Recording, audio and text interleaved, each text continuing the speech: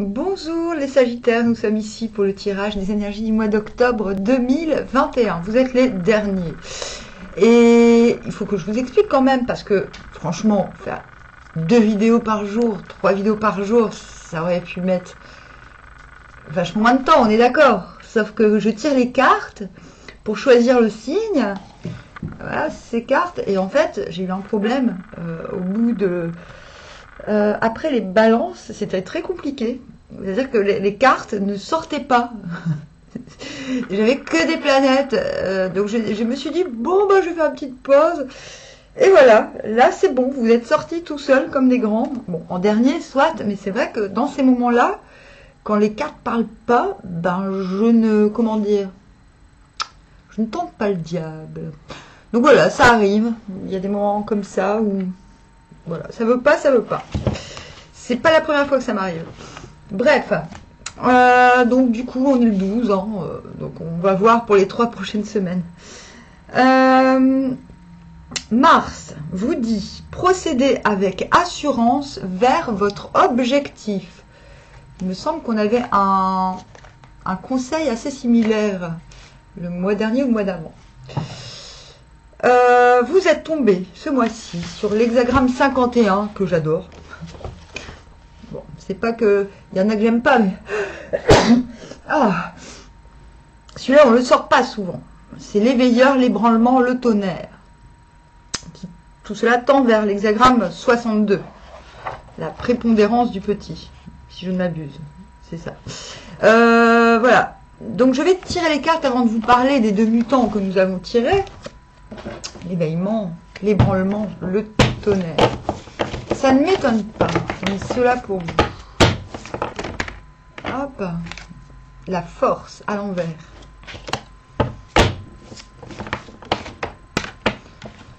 Le 3 d'épée à l'envers. Oh. C'est bon, bingo, on l'a, le monde.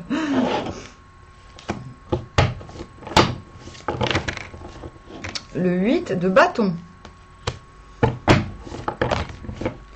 Le 10 d'épée. Sur le 3 d'épée.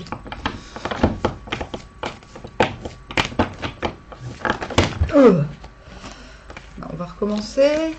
On se calme les Sagittaires, s'il vous plaît. On se calme.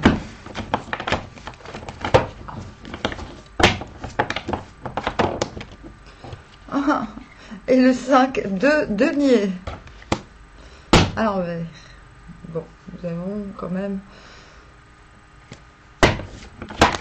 Hop, oui, ok. En synthèse, nous avons effectivement, cela colle avec le 62, avec la prépondérance du petit, le 7 de denier à l'envers. Hop, rangeons un peu. Alors, 9 au commencement signifie l'ébranlement survient. Oh oh, des paroles rieuses lui succèdent. Ha ha, fortune. La crainte et le tremblement devant la commotion ont tout d'abord sur un individu un tel effet qu'il se voit placé dans une situation désavantageuse par rapport aux autres. Mais cela n'est que passager.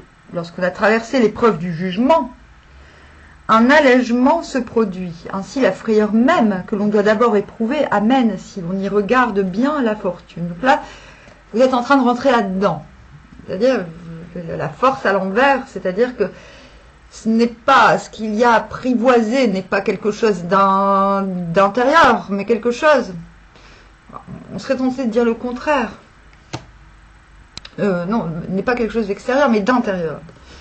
Voilà, c'est-à-dire que ce n'est pas la bête en soi qui permet d'apprivoiser l'entourage, mais c'est plutôt la bête en soi qu'il faut combattre pour s'apprivoiser. C'est-à-dire que là, il s'agit de s'apprivoiser.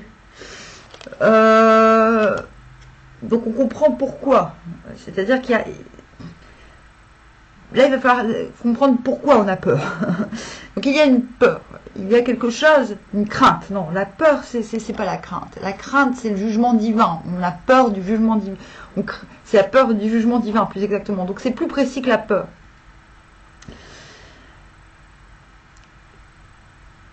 qui soit placé dans une situation désavantageuse par rapport aux autres. C'est ça. C'est-à-dire, on vous demande de canaliser cette peur parce elle n'est pas essentielle. Vous devez reconsidérer votre peur en crainte. D'accord? Faire en sorte que la crainte vous ouvre des portes. C'est-à-dire que la peur est liée à un événement extérieur. La crainte est reliée à la foi et permet finalement de reconsidérer sa foi. Et c'est ce qu'on vous demande. Cela vous permettra de ne plus faire attention aux autres, d'accord? De ne plus chercher à apprivoiser l'extérieur, à comprendre que c'est vous-même qu'il faille apprivoiser. C'est vos propres démons qu'il faut affronter, s'il vous plaît. Et c'est très important, parce que cela déterminera votre façon de réagir aux événements qui s'annoncent. Ça y est, j'ai réussi à le dire. C'est très précis d'une part et ça l'est aussi d'autre part. C'est pour ça que parfois, bon, je prends un peu plus de temps sur certaines stances. Je prends un peu plus de temps parce que on ne va pas se passer d'une précision supplémentaire. Et donc, effectivement, ce que promet le Yiking, lorsqu'on a traversé l'épreuve du jugement, un allègement se produit. Ainsi, la frayeur même que l'on doit d'abord éprouver amène, si l'on y regarde bien, la fortune. C'est-à-dire que une fois que ce travail est fait, que vous avez transformé la peur en crainte et compris que la crainte et la foi permettaient, je parle de la foi, non pas, je ne vous demande pas d'être forcément chrétien, chrétienne, je vous parle de la foi en général. C'est la foi en l'univers, la foi en la vie. Vous pouvez être chrétien, cela dit. On voit que vous allez, c'est la carte des bonnes nouvelles, grosso modo. Mais on voit qu'une fois que vous ne vous souciez plus du jugement d'autrui, un allègement se produit.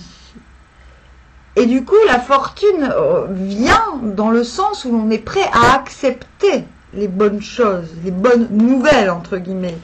Mais je vois plus les bonnes nouvelles dans le sens où l'on a optimisé sa vie. On se voit d'un regard, d'un œil plus optimiste que précédemment. C'est ce qui opère la légèreté. C'est ce qui permet d'accueillir les nouvelles comme... Oh, ça suffit, Perle. Perle, non.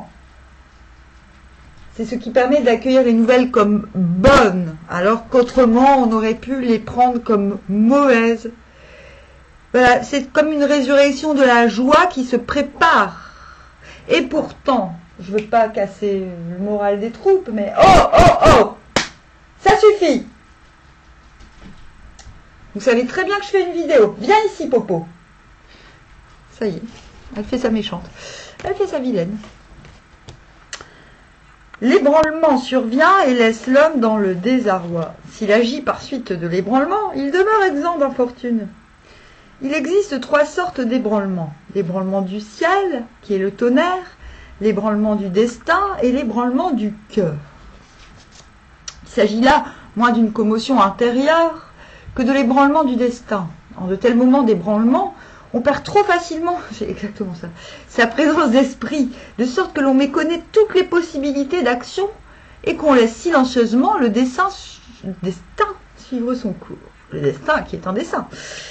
Si l'on permet à l'ébranlement du destin de se transformer en mouvement du cœur, on surmontera sans grande peine les coups de la destinée extérieure. Et c'est assez incroyable votre jeu, parce que c'est comme si vous transcendiez vos peurs par la crainte et que ce que vous craignez arrivait finalement. Mais les choses arrivent quand justement vous êtes prêt à les accueillir. On va dire quand le destin arrive, vous êtes prêt à vous réaliser finalement qu'étant vous acceptez la part de destinée dans l'événement,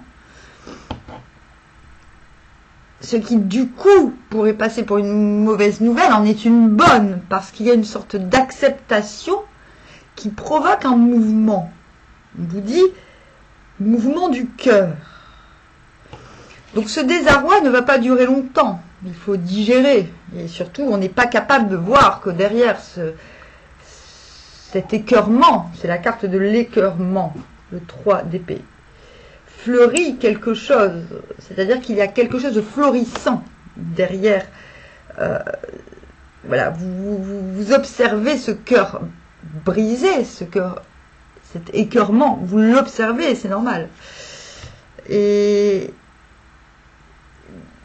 c'est ce qui provoque l'ébranlement, mais aussi le mouvement, parce que le cœur est atteint.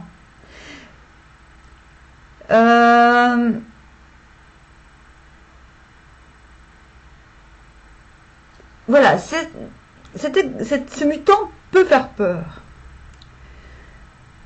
L'ébranlement enlève la présence d'esprit, c'est normal. On méconnaît toutes les possibilités d'action. C'est normal.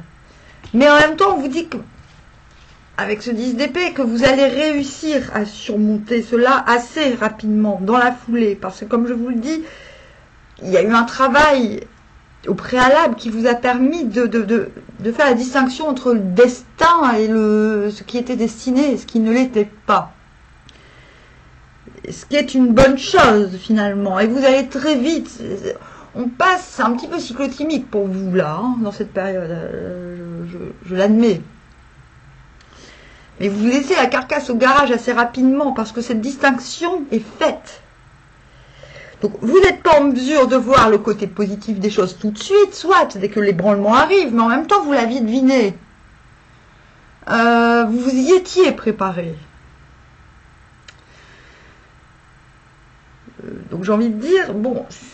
C'est un mutant assez neutre, mais qui explique très précisément le processus que nous montrent les cartes.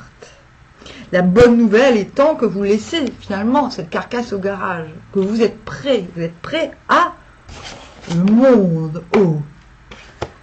Mais voilà, on se calme, parce que je ne veux pas vous faire le monde, nouveau chapitre, nouvel acte, nouveau chapitre, dirons-nous. Non, la vie n'est pas une pièce de théâtre. Désolée de vous décevoir. Mais nouveau chapitre, c'est là, vous sentez imbu d'une protection. C'est surtout la protection des ancêtres, mais pas des papis, des mamies. Non, je vous parle des ancêtres universels. Voilà. Des ancêtres semi-divins peut-être, des faunes, des elfes, de ces choses-là à laquelle nous ne pouvons pas croire sans nous retrouver à l'HP, mais qui pourtant ne demandent qu'à exister, n'est-ce pas? Le monde ne dit pas que vous allez vous prostituer, comme semble le faire cette femme. Non, le monde dit que quelque chose, et c'est bien normal après avoir laissé sa carcasse au garage, donc son ancien moi, après avoir mué, changé de peau, enlevé ce qui cachait le moi aussi. Alors, il s'agit d'un masque géant, ce n'est pas qu'un masque, c'est une armure. Sans protection, vous vous retrouvez tout de suite le monde. C'est-à-dire qu'il y a quelque chose, cet élan du cœur, qui vous permet de mettre en un fragment de seconde, dirais-je, votre ancien moi au sous-sol, vous met dans une situation de bien-être épanouissant.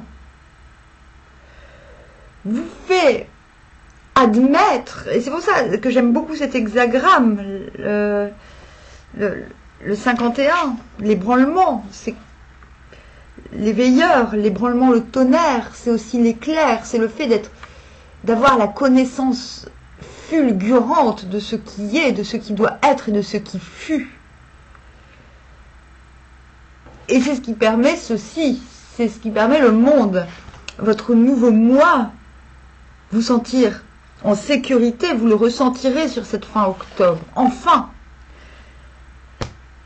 Parce que les épreuves, les dernières, les ultimes épreuves de ce mois-là, ce mois MOI, même s'il s'agit du mois d'octobre, sont passées. Mais, voilà, je dois quand même vous prévenir que vous vous retrouvez quand même malgré votre épanouissement, dans une posture un peu spéciale. Car oui, l'ancien est mis au garage, un peu au placard, mais quelque chose vous empêche, prépondérance du petit, d'œuvrer. L'épanouissement est là, mais l'ouvrage est impossible. Et je vais vous expliquer pourquoi. Et voilà, parce que cet ébranlement ne concerne que vous, et non pas forcément les gens de l'entourage. Donc, écoutez-moi bien. Alors, je vais vous lire quelques stances afin que vous compreniez mieux.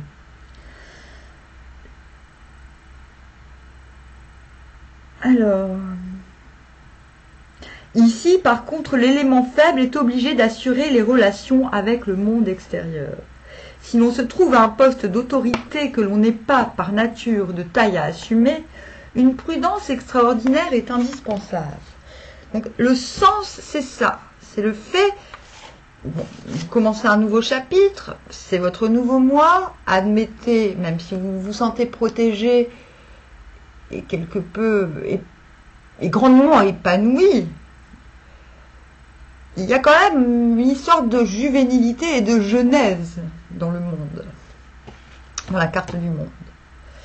Et on vous met en garde contre cela.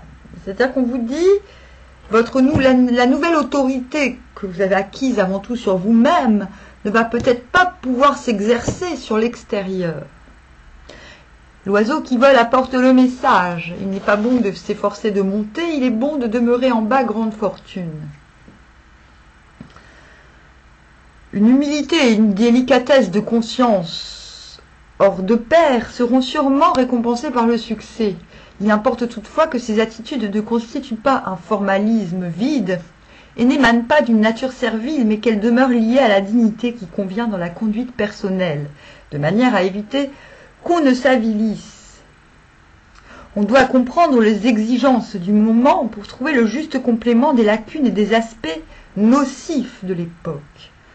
Vous entrez dans une nouvelle ère, avec un nouveau moi, et vous devez comprendre l'époque, la nouvelle ère, le nouveau chapitre, vous devez en comprendre l'histoire et les enjeux avant de vous d'œuvrer, en fait. En tout cas, on ne doit pas se laisser bercer de l'idée d'un grand succès, car la force nécessaire pour cela fait défaut. C'est pourquoi on doit attacher une telle importance au message enjoignant de ne pas tendre vers les réalités élevées, mais de s'en tenir au plus humble. Normalement, il n'y a pas de liaison, mais bon.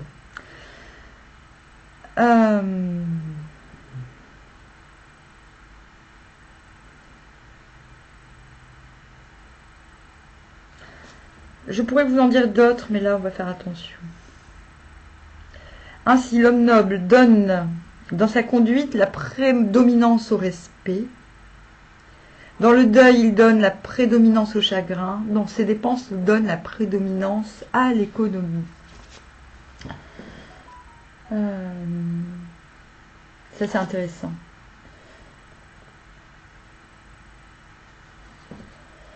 Alors... Ainsi, l'homme noble tire de cette image l'exigence d'avoir en toute chose le devoir présent devant les yeux, et cela d'une manière plus directe et plus immédiate que l'homme banal, bien que sa conduite puisse, pour cette raison, paraître mesquine si on la regarde de l'extérieur. En fait, c'est un petit peu l'hexagramme du marginal. Il est extrêmement précis dans ses actions. Dans les deuils, la compassion vraie a pour lui beaucoup plus de prix que les formes extérieures, et dans les dépenses concernant sa propre personne, il est extrêmement simple et sans prétention. Tout cela le fait passer pour un phénomène aux yeux de l'homme de la masse, mais l'essentiel de cette attitude qui déroute le commun consiste en ce qu'à en juger par l'apparence extérieure, il se trouve du côté de ce qui est médiocre. C'est intéressant parce que vous craignez le jugement des autres, vous en passez par une sorte de jugement divin finalement, qui vous replace de manière très directe dans un processus universellement accueilli de vous-même. pour finalement adopter la posture du marginal. Lui, qu'est-ce qu'il fait? Vous voyez, il a de riches habits, mais ce qui l'embête, pourquoi il se prend la tête? C'est parce que normalement, ses avantages devraient lui permettre de donner aux plus humbles, aux plus pauvres. Mais il ne le peut pas. C'est pour ça qu'il est embêté. Parce que ce qu'il veut donner aux pauvres, il ne peut pas le demander aux riches. Ça, c'est la vraie histoire de cette carte. C'est qu'il est... On dit que bon, c'est la carte de la... Comment on appelle ça? Comment ils appellent ça? C'est très à la mode. Les triangulaires. Mais pour moi, pas du tout. Voilà. Lui, de l'autre côté, il est pauvre, mais finalement, il s'en fout, il rigole, il dit, bon, bah, je connais le destin, c'est le jeu de la vie, je relance les dés, parce que, même si je suis un petit peu handicapé par la vie en ce moment, j'ai la foi. C'est un petit peu ce qui vous arrive au milieu, finalement. Mais là, vous passez de là à là, dans l'histoire que je vous raconte pour le mois d'octobre. C'est-à-dire que, une fois le jugement passé, une fois le nouveau chapitre entamé, vous vous rendez compte que vous n'êtes pas en mesure d'œuvrer.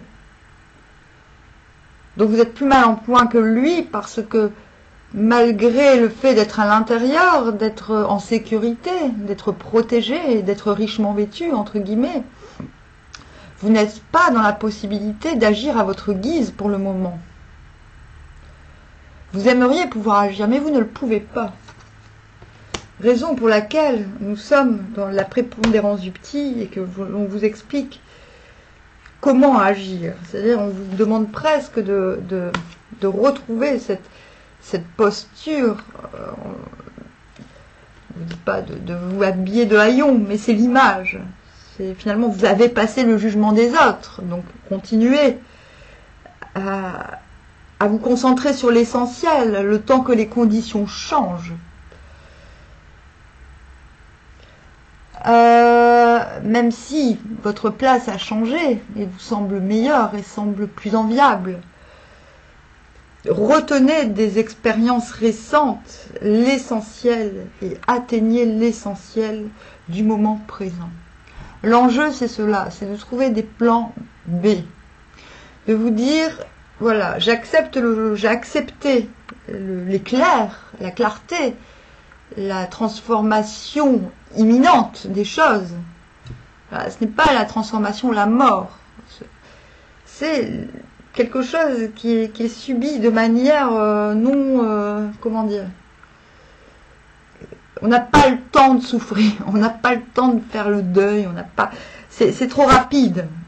Bon, je vais me dire, si, c'est la mort. Mais non, parce que la mort, elle a un autre sens. Elle a le sens de transformer, de tout renouveler aussi. Là, non. L'éclair, c'est le... Voilà. C'est la science infuse. L'enjeu, c'est de tout réévaluer. De vous laisser un temps de réévaluer. Pour réévaluer vos priorités. L'enjeu, c'est de réussir à prendre ce temps. Donc, profitez du 62. Que le temps ne soit pas à l'ouvrage, parce que vous avez des choses à parachever. Si les conditions ont changé, si la destinée a changé, voilà, il y a certains projets, certaines graines qui ne germeront plus là où vous êtes. Il faut l'admettre, pour ne pas vous surcharger, pour pouvoir œuvrer plus librement par la suite. C'est le sens de ce tirage, en fait. C'est le conseil général. Voilà. Tirage assez cohérent, ma foi. Je reste dispo pour des tirages privés, même si ce mois-ci, vous l'aurez remarqué, je ne peux pas vraiment faire de tirage quotidien. En effet, j'écris un livre, 2 même. Et je me donne un petit peu ce temps. Et aussi, je vais reprendre dès demain, normalement, des lectures de livres, voilà, ici. Mais on verra, le mois prochain peut-être que je ferai plus de quotidiennes, je m'y remettrai. Cela dépend de comment j'ai avancé. Je vous dis à bientôt, armoire.